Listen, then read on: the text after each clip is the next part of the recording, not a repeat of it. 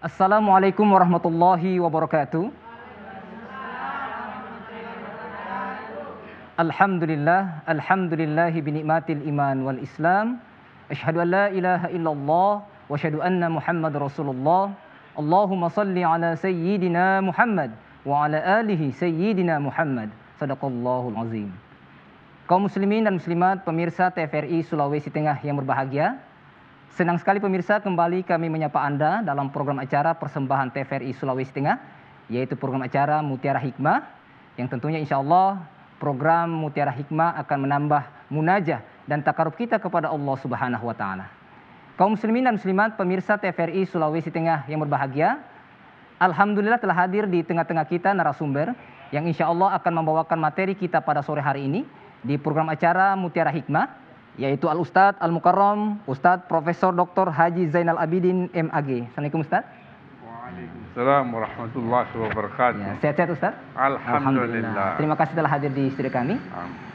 Beliau adalah Ketua Majelis Ulama Indonesia Kota Palu. Dan juga telah hadir di tengah-tengah kita ibu-ibu dari Majelis Taklim Al-Ikhlas, Kelurahan Besusu Barat, Kecamatan Palu Timur. Assalamualaikum ibu-ibu.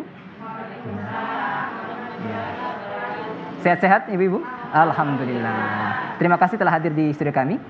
Dan kami juga membuka line telepon di 0451 452 414 bagi pemirsa yang ada di rumah yang ingin berinteraktif dengan Ustadz atau ingin bertanya pada materi kita sore hari ini di program acara Mutiara Hikmah persembahan TVRI Sulawesi Tengah. Kaum muslimin dan muslimat pemirsa TVRI Sulawesi Tengah yang berbahagia, tema kita pada sore hari ini di program acara Mutiara Hikmah yaitu tentang menghargai dan menghormati perbedaan dalam Islam. Ajaran agama Islam dianjurkan untuk saling menghargai dan menghormati sesuai pesan baginda Rasulullah sallallahu alaihi wasallam. Bahkan baginda Rasulullah sallallahu alaihi wasallam menganjurkan kepada kita untuk saling kasih mengasihi. Rasulullah sallallahu alaihi wasallam bersabda yang artinya seorang muslim bagaikan suatu badan yang jika anggotanya sakit maka akan terasa pada bagian lainnya. Hadis riwayat Bukhari dan Muslim. Dan untuk mengkajinya lebih dalam lagi materi kita pada sore hari ini, langsung saja kita persilakan kepada Al-Ustadz Al-Mukarram Ustadz Profesor Dr. Haji Zainal Abidin MAG untuk memberikan tausiah. Kepada Ustadz, tafadhol kami persilakan Ustadz. Baik. Assalamualaikum warahmatullahi wabarakatuh. Waalaikumsalam warahmatullahi wabarakatuh. Alhamdulillah wa syukru lillah wa la hawla wa la quwata illa billah. Wassalatu wassalamu ala rasulillah wa ala alihi wa sahbihi wa man tabi'ahu wa wala, amma ba'd. Moderator yang saya hormati, ibu-ibu dari Majelis Taklim Al-Ikhlas yang sama saya hormati dan banggakan, alhamdulillah bersyukur kehadirat Allah Subhanahu wa Ta'ala karena sore ini kita bisa hadir di acara kita ini di dalam rangka meningkatkan pemahaman dan pengetahuan kita terhadap ajaran Islam, sehingga acara ini diharapkan dapat meningkatkan kualitas keimanan dan ketakwaan kita kepada Allah Subhanahu wa Ta'ala. Tema yang ada menghargai dan menghormati perbedaan di dalam Islam. Ini dimaksudkan adalah bahwa kalau umat Islam ada melihat perbedaan, maka perbedaan-perbedaan itu harus dihormati dan dihargai. Walaupun mungkin kita tidak sependapat. Nanti kita akan jelaskan perbedaan dan pertentangan. Kalau dia bertentangan, itulah yang kita tolak. Tetapi kalau dia perbedaan, itu artinya bisa kita hargai dan kita hormati, walaupun mungkin kita tidak sependapat dengan yang berbeda itu. Karena memang perbedaan di dalam Islam itu ada. Bahkan Nabi bersabda, ikhtilaful ummati rahmah. Perbedaan-perbedaan di kalangan umatku itu adalah bagian dari rahmat Tuhan. Kita juga berbeda. Ada laki-laki, ada perempuan. Ada yang putih, ada mungkin yang tidak putih. Itu perbedaan-perbedaan semua bagian dari ciptaan Allah Subhanahu wa Ta'ala. Maka di dalam Islam pun banyak sekali perbedaan-perbedaan. Itulah saya pernah membuat satu quotes, pernyataan begini. Teks ajaran Islam itu baik dan benar, yaitu Al-Quran dan hadis. Teks ajaran Islam itu baik dan benar. Tetapi persoalannya tidak semua orang bisa memahaminya dengan baik dan benar. Kenapa? Untuk memahaminya itu dibutuhkan ilmu. Orang harus belajar agama, orang harus belajar tafsir, orang harus belajar hadis, orang harus belajar ilmu mantik, dan orang harus belajar ilmu-ilmu yang lain untuk memahami teks yang baik dan benar itu. Itulah sebabnya muncul perbedaan. Saya ingin memberi contoh kepada ibu-ibu. Ada ayat di dalam Al-Quranul Karim yang singkat disebutkan au lamastumun nisa. Ayat ini terkait dengan yang membatalkan wudu. Salah satunya disebutkan adalah apabila engkau menyentuh perempuan. Ya kan? Tentu sebaliknya, perempuan juga menyentuh laki-laki. Ayat ini berjudul au lamastumun nisa. Muncul perbedaan. Apa yang dimaksudkan dengan menyentuh? Apakah menyentuh kulit? Apabila kulit laki-laki bertemu dengan kulit perempuan lalu batal wudu, ada pendapat yang bilang batal. Tetapi ada juga pendapat yang bilang tidak. Yang dimaksudkan oleh Al-Quran itu dengan lamastumun nisa itu menyentuh perempuan kalau sentuhan-sentuhan itu menimbulkan gairah atau birahi. Tetapi kalau kita menyentuh tidak menimbulkan gairah dan birahi, pendapat kedua mengatakan tidak batal wudhu kita. Ada lagi pendapat mengatakan, oh menyentuh ini bahasa halus dari Al-Quran. Karena Al-Quran itu kalau berbicara selalu dengan santun dan sopan. Yang dimaksudkan menyentuh perempuan itu adalah hubungan suami istri. Kalau dia hubungan suami istri, maka batallah wudhunya. Kita bisa lihat bahwa satu ayat tadi bisa melahirkan 3 pendapat.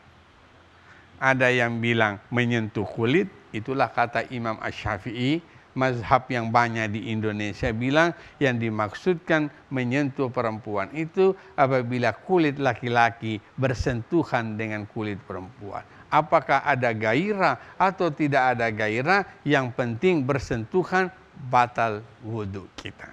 Yang kedua bilang kalau ada gairah, ada getaran di dalam hati. Dan yang ketiga, atau berhubungan seks.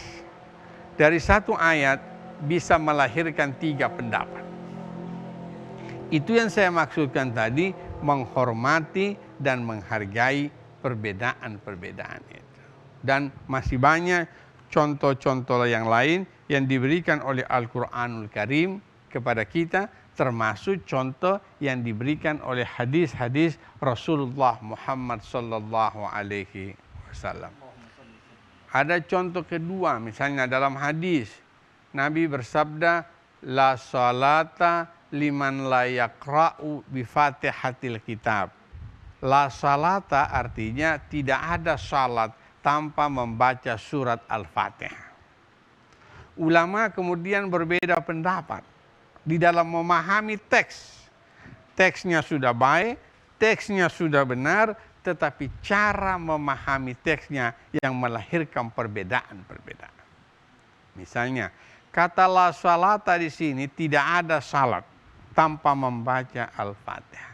Kata Imam Asy-Syafi'i, tidak ada salat itu artinya tidak sah. La yasihhu salah. Tidak sah sembahyang kalau orang tidak membaca Al-Fatihah. Itu satu pendapat. Lalu ada pendapat kedua lagi mengatakan kata la salata itu tidak ada sah. Bukan berarti tidak sah. Tetapi la itu artinya la lil kamaliyah.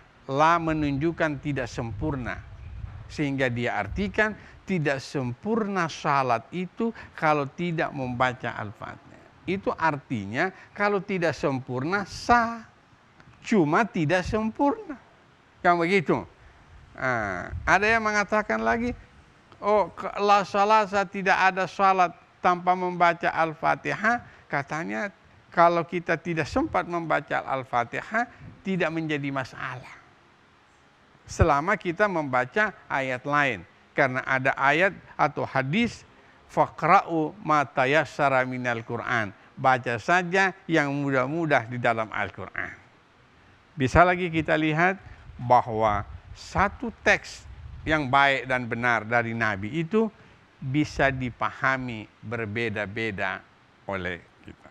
Maka kalau muncul perbedaan nanti kita harus hormati, kita harus hargai tanpa harus saling menghina antara satu dengan yang lain. Ya, begitu juga nanti terkait dengan kunut, tidak kunut. Ya, itu namanya perbedaan. Kalau Imam Syafi'i berpendapat harus ada kunut. Kalau kita lupa kunut subuh, kita harus sujud sahwi. Kata Imam Abu Hanifah bilang, tidak. Kalau kita lupa tidak kunut, maka tidak apa-apa. Karena itu tidak terkait langsung dengan dalam pengertian sunnah mu'akkad. Kalau Imam Syafi'i mengatakan itu sunnah mu'akkad, artinya sunnah yang harus dilaksanakan oleh kita. Kalau kita lupa, maka kita harus sujud sahwi. Ini yang saya maksudkan dengan judul kita, menghargai dan menghormati perbedaan. Karena memang Al-Quran itu begitu yang kita baca, tidak langsung kita mengerti. Karena Al-Quran itu bukan buku pintar. Kalau ibu-ibu baca buku pintar itu langsung tahu di mana letak Sulawesi Selatan. Coba baca di buku pintar, pasti dia tunjukkan Sulawesi Selatan berada di selatan Sulawesi sekian kilometer dari ini, sekian itu namanya buku pintar. Begitu kita baca jadi pintar. Tetapi Al-Quran itu bukan buku pintar. Karena dia kalau dibaca tidak langsung pintar. Bisa menciptakan orang jadi pintar, tetapi belum tentu dia bisa memahaminya dengan baik dan benar. Nah, itulah kata Profesor Dr. Quraisy Shihab, Al-Quran itu dia tidak seperti matematika. 2 tambah 2, 4. Tidak begitu. Dia, Al-Quran itu 4 berapa ditambah dengan berapa. Kalau 2 tambah 2 pasti 4, tidak boleh dirubah-rubah, hanya satu kebenaran. Di luar angka 4 salah. Tetapi kalau Al-Quran tidak begitu, 4 sama dengan berapa ditambah berapa. Gitu. Jadi kalau 4 sama dengan berapa ditambah berapa, tentu Ibu Aisyah bilang 1 tambah 3. Benar juga kan? Ada yang bilang 2 tambah 2. Benar juga. Ada yang bilang 5 kurang 1. Benar juga. Kan begitu? Pokoknya hasilnya tetap 4, bisa berbeda-beda, tetapi hasilnya tetap 1. Begitulah gaya Al-Quranul Karim. Dengan cara berpikir seperti itulah umat Islam ini bisa bersatu. Karena dengan persatuan kita akan memiliki kekuatan di dalam membangun umat. Tetapi sayangnya akhir-akhir ini kita sering mendengar umat Islam sebahagiannya belum bisa menghormati dan menghargai perbedaan. selama dia berbeda, salah. Begitu salah, kafir. Begitu salah, bid'ah. Begitu salah, kita masuk pada kategori yang menyebabkan kita berdosa. Padahal itu hanya perbedaan-perbedaan. Olehnya itu saya kira mari kita menghormati dan menghargai perbedaan. Masa kita orang tahlil, begitu tahlil jadi kafir. Padahal waktu kita tahlil itu baca la ilaha illallah. La ilaha illallah. Menurut ajaran Islam, kalau ada orang non-muslim masuk Islam, syaratnya apa? Baca la ilaha illallah Muhammadur. Kalau dia itu 70 tahun umurnya orang Cina misalnya, dia non-muslim, maka kemudian dia mengucapkan 2 kalimat syahadat, dia sudah masuk Islam kan? Kenapa kita yang baca tahlil 33 kali la ilaha illallah dibilang kafir? Itu namanya orang yang tidak memahami dengan baik dan utuh ajaran Islam, sehingga menganggap pendapatnya yang paling baik dan paling benar. Saya kira sementara seperti itu, Pak. Ya. Baik, terima kasih penjelasannya Pak Prof. Kaum muslimin dan muslimat pemirsa TVRI Sulawesi Tengah yang berbahagia, Pak Prof tadi sudah menjelaskan bahwa sekiranya umat Islam melihat ada perbedaan di antara kita, maka jadikanlah perbedaan suatu rahmat. Dan Pak Prof juga menjelaskan tadi bahwa jadikanlah atau perbedaan itu jangan dijadikan sebagai perpecahan, tetapi carilah persamaan. Dan perbincangan kita cukup menarik pada sore hari ini di program acara Mutiara Hikmah. Tetapi kita ikuti terlebih dahulu jedah berikut ini. Tetaplah di TVRI Sulawesi Tengah. TVRI, media pemersatu bangsa.